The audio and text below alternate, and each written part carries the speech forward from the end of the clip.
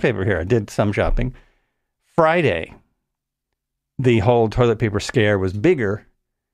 Their shelves at Trader Joe's were bare. There was no toilet paper. There was no pasta. There was no canned goods. There was almost no frozen goods. There was lots of fresh goods. Lots and lots of fruits and vegetables and meats and cheeses and all the different kinds of milks and lots of wine. And how does that make any sense? Shouldn't people have been drinking the wine? So that's where we are today as well. I went to some small stores today just to check in. No toilet paper. And after we talk a little bit more, I'm going to tell you how to make, I'm going to have John remind me to tell you how to make your own hand sanitizer all yourself. So John, welcome to the show. Thanks for listening to all that. And what's up? Hey man, it's good to be here. Wow, making your own hand sanitizer. Making your own hand sanitizer. That sounds pretty. Yeah. That sounds downright Rambo. That sounds like being resourceful. So how do you make your own hand sanitizer? Oh, we're going to get into that now because it's really it takes a while. I think all right. I can go to the kitchen and get. No, I'm kidding. This is nothing. You take 60% alcohol. We took a little container, like those travel containers, like that. And we filled up 60%. Okay, it wasn't measured exactly. 60% with rubbing alcohol and the rest with aloe vera. Well, therein lies the problem, though, of rubbing alcohol. For example, I mean, honestly, man, I'm sorry, I don't mean to cut you off, but I don't have rubbing alcohol. What? I don't have rubbing alcohol. I actually wanted to get some isopropyl alcohol to clean the heads of my tape machine. And I'm like, man, is there any like electronics store or something where I'll be able to find it? It's nowhere. I do have hydrogen peroxide, which will work as well. Well, I guess if you do have that in your cupboard, because a lot of people, especially elderly people like myself, every garage sale I go to, there's rubbing alcohol. So every garage sale? Seriously, garage sales, okay, I'll say it, estate sales. You know what I'm talking about, estate sales, where the people no longer need their stuff. So a lot of us have rubbing alcohol. I hope you have that. The other, of course, alternative to hand sanitizer, if you don't even have that, use soap. Soap and water. Soap and water is very effective. I understand it is very effective. There's a lot of information out there on both ends of that, but I've seen many things about why soap and water is effective. So again, get your own information. I hope I've given you some resources here. I want everyone to understand that we're in this together, that it is a big deal. And yeah, you actually have a friend that was in China. Not a friend that was in China, a friend that is in China, a friend that's lived there and has been experiencing this for 3 months. One of my besties, Liam, LG, what's up, my man? Is living in Shanghai and is teaching in Shanghai as well. And his life came to a screeching halt when he suddenly had to basically quarantine himself and live out of his apartment. Classes were canceled, had to find another way of teaching.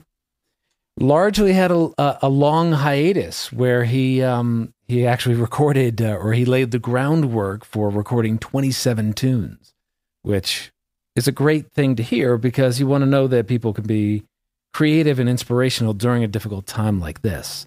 He didn't let fear overtake him, but he saw every time he would have to go to the campus or go out for a jog or anything like that, streets were bare, campus was empty. There wasn't much that he could do. But he speaks very, very plainly, very strongly in a Facebook post that he shared yesterday on his feelings that China has actually done a tremendous job at making things right. At first, they weren't necessarily sharing information and they didn't really get a hold of the situation, but eventually they did start sharing information, which is key, and put a clamp down on what people could do. So they limited the amount of activity. They did basically what we're starting to see roll out here. And Liam suggests largely just stay inside for a couple of weeks. Stay inside for a couple of weeks, which is hard for some people, I know. I mean, I've had my own challenges with, okay, well, wait a second. Let me just go. Let me get rubber gloves. Let me go to Home Depot and get rubber gloves. Oh no, Home Depot is going to have more than 10 people, right? It's 10 people now, I think, right? Right. And, yes. Right. That we're not supposed to congregate in groups of more than 10 people. Okay, so, hold on just a second. I want to comment to somebody on Facebook who says they can't hear you. I'm doing the Facebook Live in a very garagey kind of way. So sorry if it's hard to hear, John. This podcast will come out as a podcast.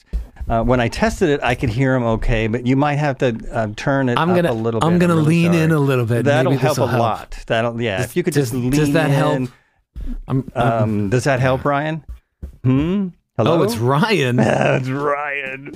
Ryan, I'm calling you out. What, did you leave? Well, now you can't hear John because you're not watching. Okay. Oh, because now he's not. Yeah, he's like, I can't hear him. Forget this. I can't hear him. Forget it. Get off. So the most worthwhile part of the show, and he can't even hear it. Right. No. And we are kind of going in and out. So I'm not sure what's happening. Now, yes. He says yes. So I think he can hear you better. Oh, okay, so great. Lean in, baby. And I'm leaning in. It's probably quite a delay. I forget. It's probably a long delay. It's like we're in space. It's like we're from Mars. So back to it's well, so I've been out though, and not much, but enough to see the waves of politeness and paranoia that are taking over, right? People want to smile at one another and say, hey, we're going through all this together. And also, quite honestly, just stay the fuck away from me. And in Weimar the other day, Facebook, right? I can't do that. Weimar. I was in Weimar and I was really surprised at seeing the number of people that were buying guns and buying bullets.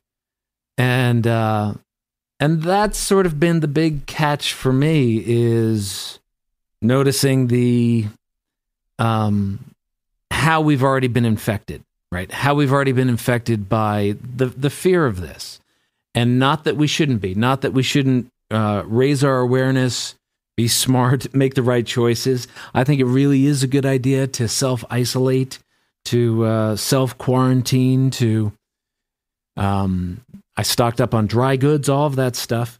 But I think it's also an important time for us to really evaluate, look at how we're communicating and what we allow to lead our communication. Are we communicating from a place of fear, from a place of scarcity and lack, and we're going to run out of toilet paper, and oh my God, this is going to happen, and all of that? Or can we communicate from a place of compassion, kindness, and love for one another, and really just getting the details right so that we can make smart, informed decisions? And as you said, help the people that might not necessarily be as used to getting information online, that might have a hard time going to the store and getting toilet paper. Anything that we can do to prepare ourselves and help people prepare, I think is a really worthwhile thing to focus on right now. Yeah, I think that's really true. And I've already seen people, helping each other. It's especially obvious when you look at Facebook that you can see people helping each other out a lot. I'm moving my camera around a lot because I'm trying to find a better position so you can hear John, and that has to do with how I have this set up, because the audio didn't work the way I wanted it to.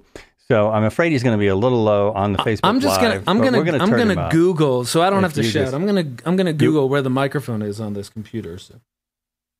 Oh, I see. Okay. You are cutting in and out a little bit, but it's also the fact that it's also how I'm doing this, because it's goofy. The people are already showing the worldwide, I think,